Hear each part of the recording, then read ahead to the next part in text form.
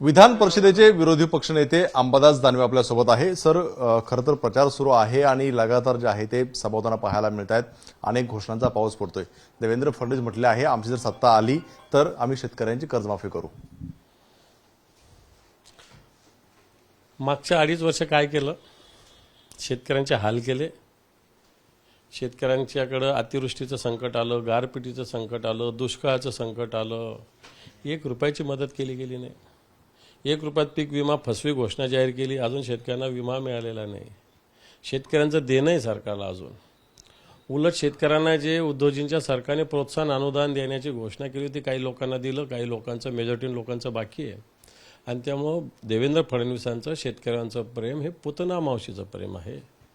यांनी जी दिली होती त्यावेळेस सुद्धा कर्जमाफी त्यांच्या काळात 1.5 लाखाची दिली होती, त्याच्यात 19 ग्रीन लिस्ट आल्या होत्या। त्याच्या उलट उद्योजींना जी कर्जमाफी दिली होती, एका थंबवर सगळ्या लोकांना कर्जमाफी दिली गेली होती। पंतप्रधानांनी आज घोषणा केलेली आहे। खरं तर जो काही महामार्ग आहे औरंगाबादवरून येणारा शक्तीपीठ महामार्ग, हा जर झाला तर मराठवाड्याला फायदा होईल, पण राज्य सरकारने तो आधीच त्याला ब्रेक लावलेला आहे, आधीच त्याच्या नोटिफिकेशन रद्द केलेलं आहे। त्यामुळे कुठेतरी ताळमेळ पाहायला मिळत नाहीये। शक्तीपीठाला जनतेचा विरोध आहे, त्याचा पॅरलल रस्ता ऑलरेडी उपलब्ध आहे। शक्तीपीठाच्या मार्गाची आत्ताची गरज नाही। हे असे मार्ग जे महाराष्ट्रात बनवले जातात, स्वतःची खळगी भरवण्यासाठी भरवले जातात। वेगवेगळ्या एजन्सीच्या नावाखाली वेगवेगळ्या लोकांना पैशाची लूट केली जाते। भूसंपादनाच्या नावाखाली शेतकऱ्यांना फसवलं जातं। हे सगळ्या मार्गावरील शेती ऑलरेडी मोठे धंदाणगे अधिकारी, व्यापारी, उद्योगपती यांनी खरेदी केलेली आहे। शेतकऱ्यांना तुटपुंज रक्कम देऊन ह्या जमिनी खरेदी केल्या। मला वाटतं शेतकऱ्यांना देशोधडीला लावण्याचा हा प्रकार आहे। त्यामुळे या मार्गाला या भागातील जनतेचा विरोध आहे। राज्य सरकार याचं जे आहे ते रद्द करतंय आणि पंतप्रधान परत उल्लेख करतायत की मराठवाड्याला फायदा होईल। कुठेतरी दोन भूमिका पाहायला मिळत नाहीत का? हे पाहिजे, यांच्यात कुठं समन्वय आहे? यांचं कुठं लगे यांना राज्याचं हित पाहिजे, यांना पैसे किती पाहिजे, कॉन्ट्रॅक्ट करून मिळणार किती, गुत्ते कोणाला देणार, याच्यासाठी करतात हे कामं।